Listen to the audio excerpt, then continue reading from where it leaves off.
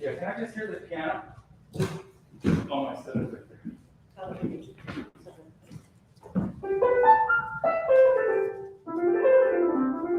Everything good? Yep.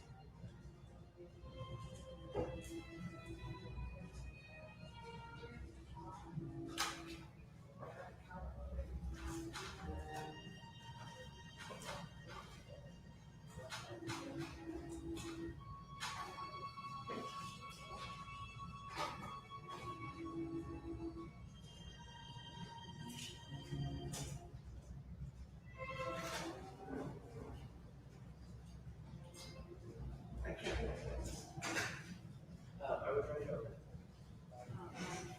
Yes. I was there.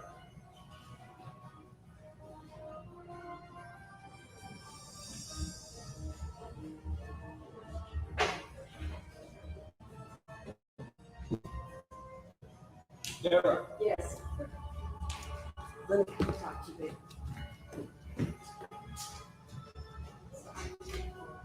I'm back here. I'm looking for.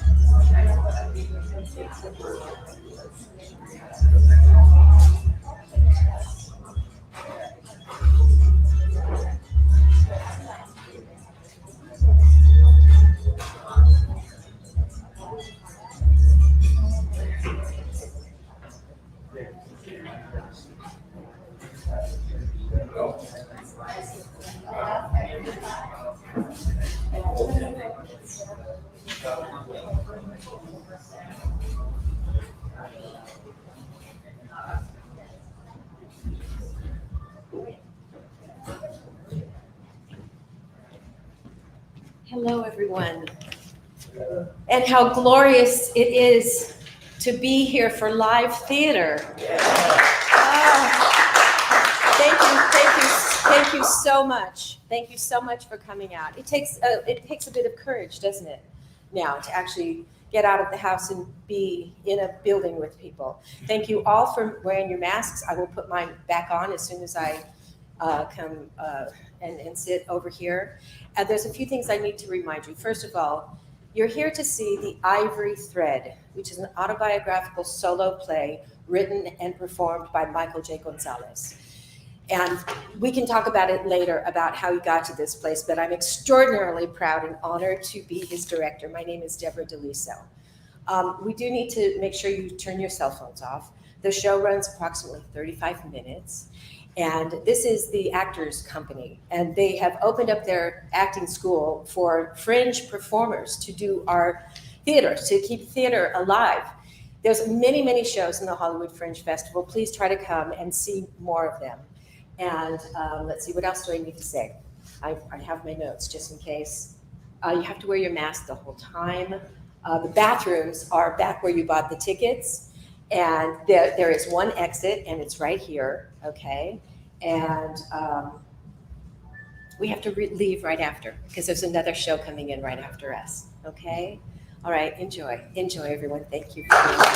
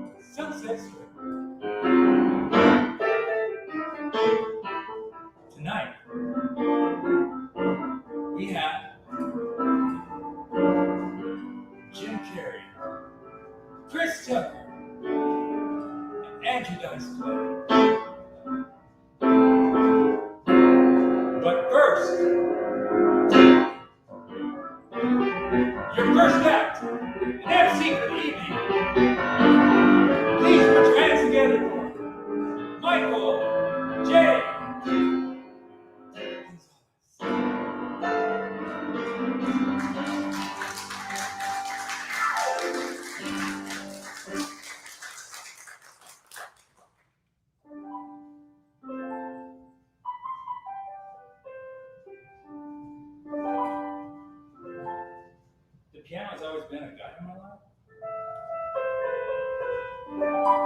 That one friend that would never leave me. Even when I turned my back on my dear friend 10 years ago and became an actor, I could turn around at any moment. And there it was, as always, ready to pick up where we left off. Believing in me even when I didn't believe in myself. So, did this little piano bromance start? Well, let's go back to the beginning. My friendship with the piano, I don't know, I started around 10 years old, but my first memory of music goes back a little bit further. Okay, so I'm in the living room with my parents, my sisters, and my little brother, and it's February 9th, 1964, okay? And the Beatles are on the Ed Sullivan Show, and my sisters are just like going crazy. Wow, I love you, Paul! About a year later, they take me to go see A Hard Day's Night in the movie theater, right? And we're in the front row.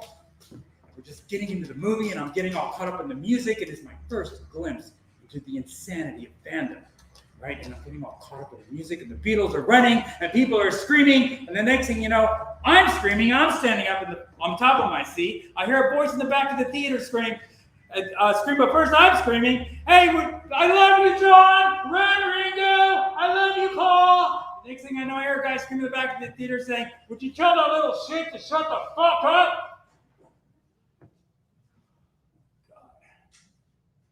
Not real. You know, and it's the first time I ever had that feeling, you know? Oh, dang. I don't think I want to fit in here. So, as far as the piano goes, my first memory was watching my mom play the piano for the first time at my cousin's house. I don't know, I was like 7 years old. Never seen her play before. She was playing something like this. Oh my God, Mom, you're like so good. Oh. Anyway, so about a year later or so, she got a piano from my sister. Got her lessons. She was trying to keep her in the house, you know. It was the 60s. And I used to sit in the back of the room while she was taking her lessons. You know, I used to watch, take note. Then I used to practice on my own.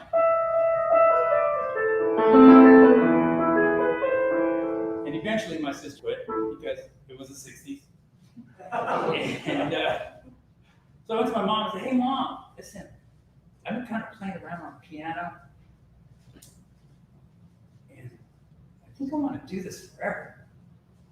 You think I could have those lessons? She said, oh, sure you can, but son, here's the deal. You don't practice, we're not paying. Deal. Cut to freshman year. Ay, Dios mío, mijo, you gotta practice every day, all day long. I'm working on the Moonlight Sonata, third movement. I do mine. Totally fine, but listen, just so you know, you come home from school tomorrow, the piano's gonna be out of the dining room and in your bedroom. Awesome. Okay. Oh, and Mom, by the way, listen. Mrs. Endicott, the accompanist for the choir, yeah, well, she teaches. And I'd like to have her be my piano teacher instead of Mr. DeLeon. You think that'd be okay? Sure, so we'll make it happen, okay? Oh, and Mom, she's $20 more an hour. $20 more? Fine. Honey, you're taking your lunch to work? Okay, so the years that followed were a little rough. Okay, so you have to imagine. I'm like really short, super skinny, curly hair, big glasses, piano player. I know what you're thinking, big man on campus. The worst was PE. Man, I hate PE. They never pick me for the team ever. It's so embarrassing. Come on, guys, I'm fast, I swear. Dang it. Last again. I don't think I want to fit in here. Anyway, but now it's sophomore year, and it's the fall.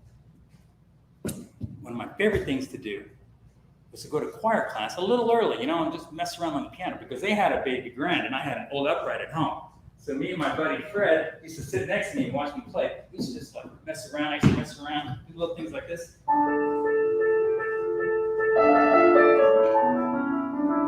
Then one day, Mr. Laura, the choir teacher, he was grading papers on the piano or something. And he looks up and he goes, Michael, Walk? So no, actually, I'm just making it up. So you're making that up right now? Yeah. Well, Michael, if you compose something like that, I would like you to perform it in the spring concert. Would that be okay with you? Are you kidding me? That'd be amazing. Yeah.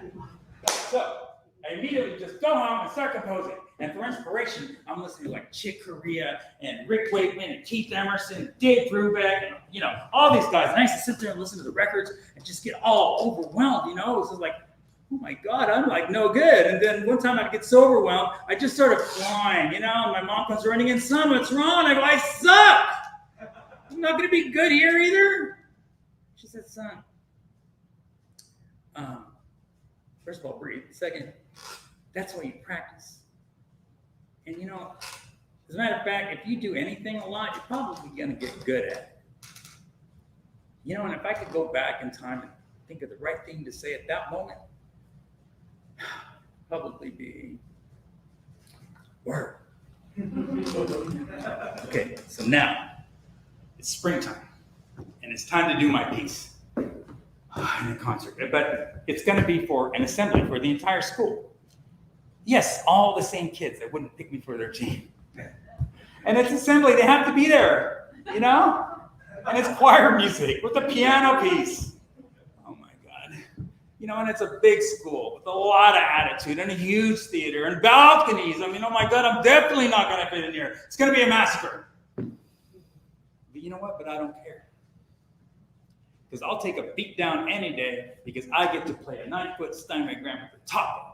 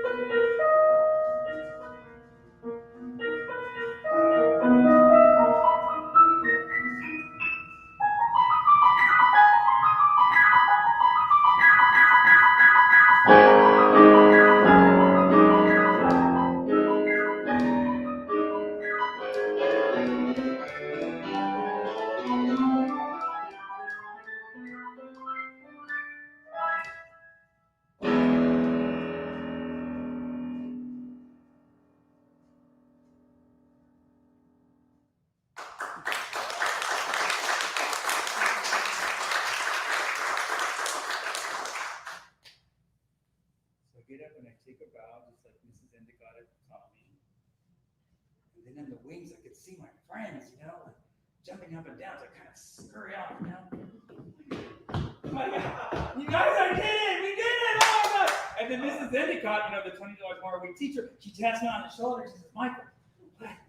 She goes, you have to go back out. You're gonna have to go back out. I only wrote one song. She says, they're still clapping.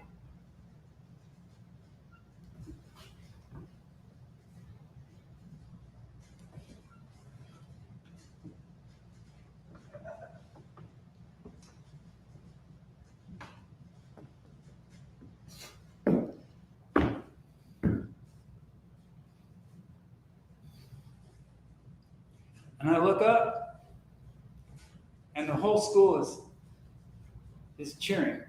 on their feet. You know, it was then that I realized that it was pointless trying to fit in. You know, I had found another way to connect with people through music. And I also realized that music takes two parts to really exist. You know, it takes a creator and it takes a listener. You need them both. And it's equally as exhilarating to be a Beatle as it is to be a 5-year-old kid standing on a seat at a movie theater screaming, "I love you, Paul." An emotional connection through harmonic vibrations. Now, 15 was an interesting age for me. It was also the year I discovered Bowie!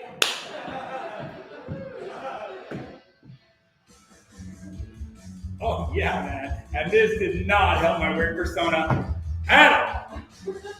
"Hey, man, can't you leave me alone?" I said, "Hey, man, can you get off the phone?" I mean, man, it was the age of glitter, and I was totally on board, man.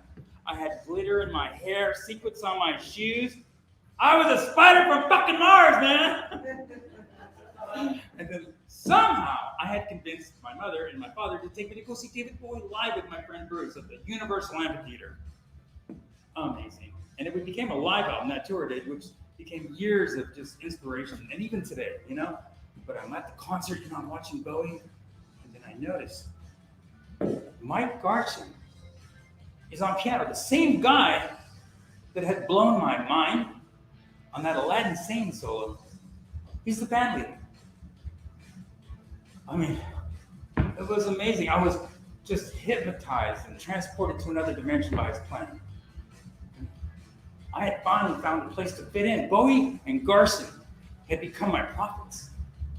They had given me the courage to be myself and to follow my passions. Thank you, Major Tom. Now, 16, I was already a professional musician thanks to my cousin Rick. Yeah, he was a keyboard legend in our town. Rick Troxel, but his friends called him Rock Trixel. And he was my cousin, and he was going to teach me the ropes. Hey, cuz! Come here, man. I want to talk to you. What's up, Rick? Yeah, man, sit down. Listen, man. Show me some of those Leon Russell licks I've been teaching. All right.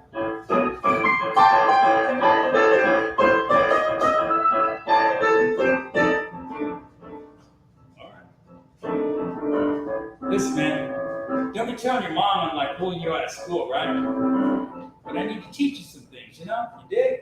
I mean, I already get enough shit about my hair, smoking weed, the Vietnam War. But you need to learn how to, like, roll up cables, roll some joints. Rick, you know I'm not into any of that. Not yet, you aren't. Listen, man, you're all into that Bowie and Bach shit, you know? Leon's where it's at, dig? But listen, man, I got you a gig. And it's in a bar. But they know you're 16, so you gotta sit outside on your breaks. You got me a gig? In a bar? Oh man, ain't no problem, I'll just bring my homework. You're gonna bring your homework to a gig? Whatever, man, maybe some licks. So thanks to my cousin Rick, I was not a professional musician. I was playing in bars, hanging with the big boys, man, and all before I was 18. Well, the next 10 years were just a whirlwind of high-profile gigs, traveling the world, and then I became a major fucking alcoholic, man. It was the 80s, you know, talk about an occupational hazard. Anyway, so one time I was doing this one gig in San Diego. There were two bands, and the other band was a Greek band, a bunch of young guys just playing like Greek jazz fusion, just killing it, just amazing. With this keyboard player, this really young guy, just tearing it up. And after a set, I said, "Bro, man, Michael, well, dude, that's incredible. Like, you're amazing. How do you get that good? Like, what's your secret?" "Oh, man, thank you so much, Michael. Yeah, I'm Greg. I have a good teacher, man. His name's Mike Garson. You ever heard of him?" David Bowes Garson? "Yeah, man, he teaches. You want his number?" Yeah. Oh man. Thank you so much. And listen, Craig, listen. I gotta go play a set, but dude, this is amazing. Thank you so much. Talk to you later. So I went and played my set, got shit-faced. That's what I did. But the next day I get a call from the band leader, right? I'm all hungover. Hello? Yeah, Mike, this is Layman. Oh, hey Layman, what's up, man? Yeah, Mike, listen, you were pretty drunk last time, man. It's kind of embarrassing. Listen, man, you're a great player and all. If you ever do that again, I'm gonna have to let you go. Oh, Layman, it won't happen again, man. I promise.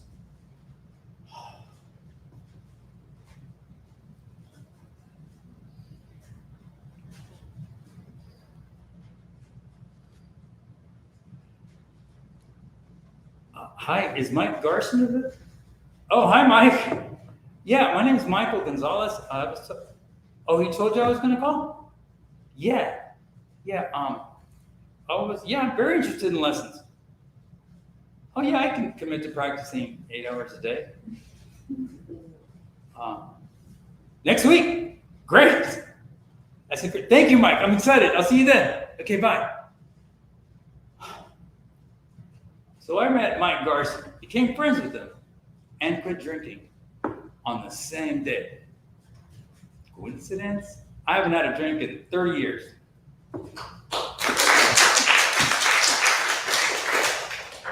Well, the next 20 years just flew by like a minute. So I'm gonna try to explain it to you in about a minute. Okay, let's forget it.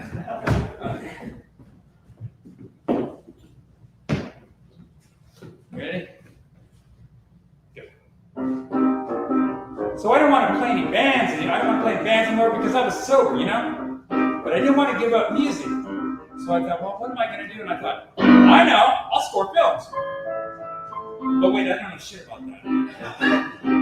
Then I thought, then I heard music on a porn movie, and I thought, oh my God, that's a job. So I made a demo, and I sent it to every porn company on the planet that had an address. Oh my God, that worked. Next thing you know, I'm running for Playboy and Penthouse and Vivid and on and on and on and on. So I took that money, and I went to film school. Not to become a filmmaker, but to, meet filmmakers. Maybe I could score their films. Oh my God, that worked. Next thing I know, I'm at Sundance. I'm hanging out in George Lucas's office at Skywalker Ranch. I mean, this is insane, right? And around that same time, I get a job as a piano player for Maria Conchita Alonso and Telemundo, which is kind of crazy because I don't speak Spanish. It was still hella cool. Then around that same time, I found myself at a meeting with the president of film music. Thank you, David Felicia. For NBC Universal. I mean, life is good. And and to think, all of those things happened because I was trying to do music sober as well. But one of the craziest was getting to be the piano player at the Comedy Store on Sunset Strip. The house piano player. And that was what? That little introduction I did for you in the beginning, that's how I used to play at comics. And I thought, I always wondered what that would be like to be played at. So I played myself. But on any given day, I'd be playing the piano for Jim Carrey while he sang, hanging out with Andrew Dice Clay in the parking lot talking about drums. But like anything else, it's got its ups and downs. One time I got chewed out by Paul Mooney. But I'm telling you have to have a tough skin to be the piano player there. The piano was next to the stage with a comic on it with a mic. Yeah, let me give you an example. Ladies and gentlemen, please put your hands together for Jimmy Walker. Dynamite! Who let you out of the kitchen? Oh, rough. But you know what? I loved it. Those guys are amazing. It was an amazing time. And I used to think, I really admired these people, these comics. They would go up and stand in front of a group of people in a room alone on stage, and I thought I could never do that in a million Okay. Well, so all of this was just a major honor, really. It was just a thrill to do all of it, ups and downs, all of it. But the greatest honor of all is getting to be Uncle Mike to my nephews, the twins, Justin and Tyler. We call them the Bubbas. The best was coming home for Christmas when they were in their teens because they had a band, you know. It was so fun. Okay, Tyler, Uncle Mike's pulling up. Okay, you know the drill, okay? Is the CD player ready? Okay, we have to have him teach us that part on that cheering song for our band, all right? So as soon as he comes in the door, you know, he's going to do that obnoxious knock-out, you know. And then we let him in and bring him right to the piano. Okay, here it comes, here it comes. Who is it? It's Uncle Mike, you little shit, open the door. Uncle Mike, oh my God, Uncle Mike, listen, we need you to learn this piano part first, please, please, please, please. Boys, listen, I've been driving for 2 hours, man, so I'm gonna take a nap and I'll do that for you, I promise. Oh, and Uncle Mike, before you go, we need spendings. We need spendings. Like how much? Like 50 each. You need spending 50 each. Okay, listen, I'll deal with that. But let me just take a nap. Uncle Mike, Justin's right. Yeah, we need spendings, and we also need you to book us into a recording studio in San Diego, preferably by the beach. And oh my God, is there anything else? Yeah, Uncle Mike, we need you to take us to Taco Bell. Okay, listen, I will do all that. Okay, I promise. But I'll get you the studio for your Christmas present, right? That sounds like fun. And I'll give you some spending. But listen, man, no buying any of that weed shit or other crap. All right? I'm gonna go take a nap. Okay. Oh, wait, Uncle Mike, why would we buy weed when we know you keep that shit in your backpack? Damn my shit! I'm taking it out. Talk to you later. Love you, Uncle Mike. Merry Christmas. Get the backpack. So by the time Justin was 25, he had 3 kids, amazing kids, a wife. But he was so young, 25. He was just under a lot of stress. Well, he acquired a drug problem with opiates, anxiety pills, prescription drugs, right? And super easy to get on, but almost impossible to get off, right? But he came to me for help, and we were going to solve this. We were going to find solutions because Uncle Mike can do anything. So I thought. So one day I get a call from my mom. Hey, Mom, what's up? Son, Justin's gone. What do you mean he's gone? Where'd he go? Mia. He killed himself.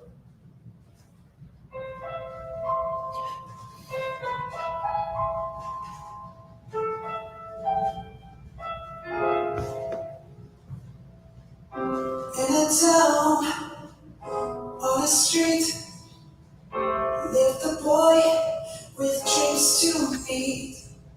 You took his hand to touch your face, then off you went to join the race.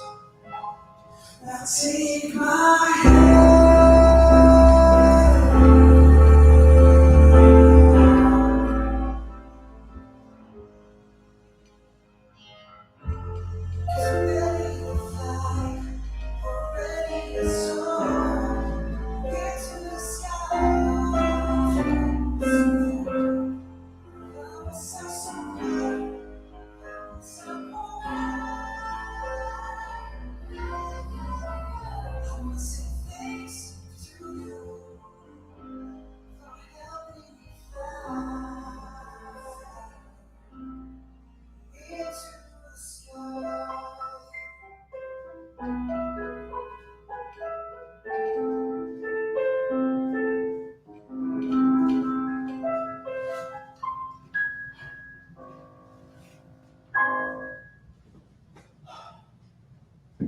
So about that time, I put my music and my life on hold. And I go see a therapist.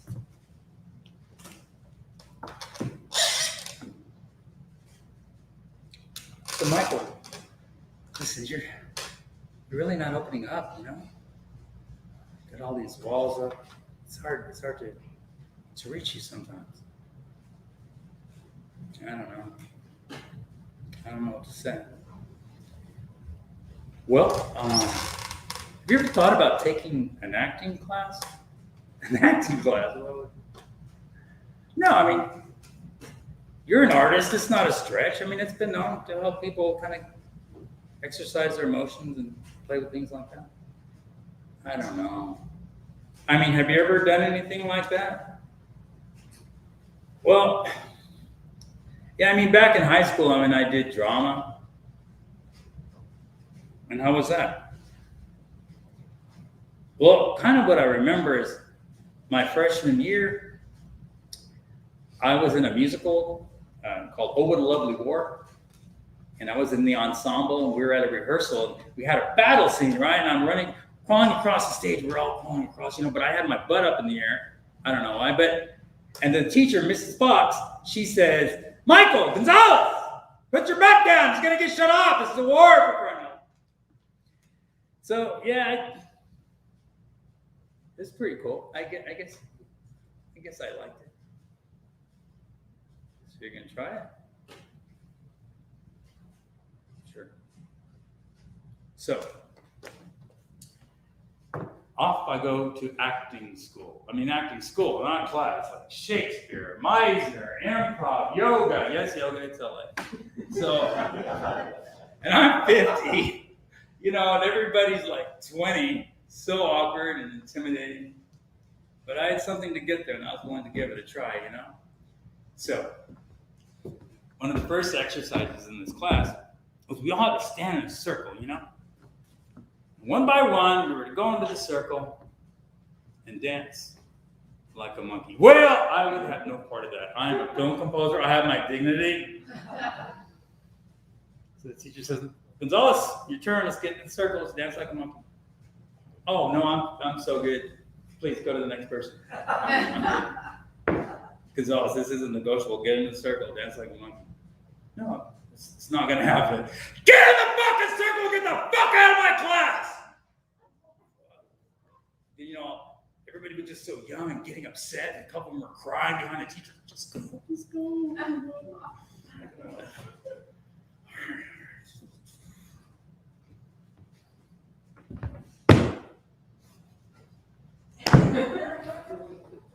But music, acting really came through for me, It really did. I was kind of going through something. Man, I landed in the arms of a bunch of actors. It was amazing. It's exactly where I needed to be. And it saved me a couple ways, like financially too. Because recently, I ran into some hard times, man. I lost all my freelance work. I lost my apartment that I'd had for 20 years. And I had to move downtown into this art space and in this warehouse with a bunch of Burning Man artists, totally off the grid, totally not zoned for human living. But I built a little studio in this place, and my friend JC was with me, and we recorded an album.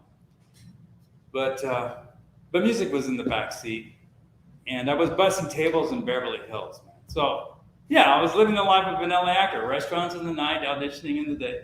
But I was booking, man. I went and found an agent after a couple years of training. Jaime Ferrar, man, he brought me in, he auditioned me, I read for him, and he signed me up.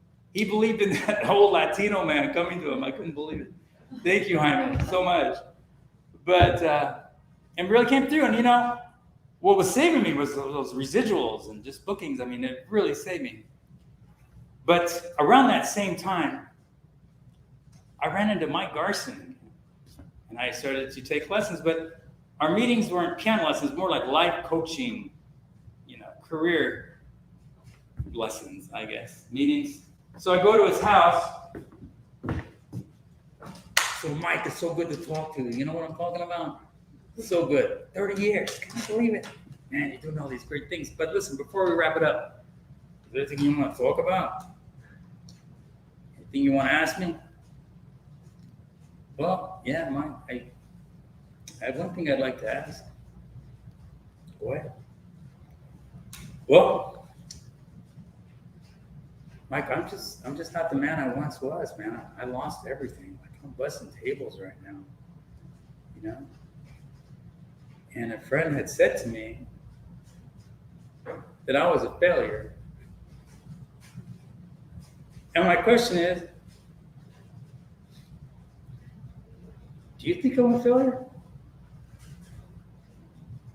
Mike, what are you talking about? 30 years, you're scoring films, now you're acting like I'm envious. It's amazing. No, I do not think you're a failure. The question is, do you? Well, so here I am,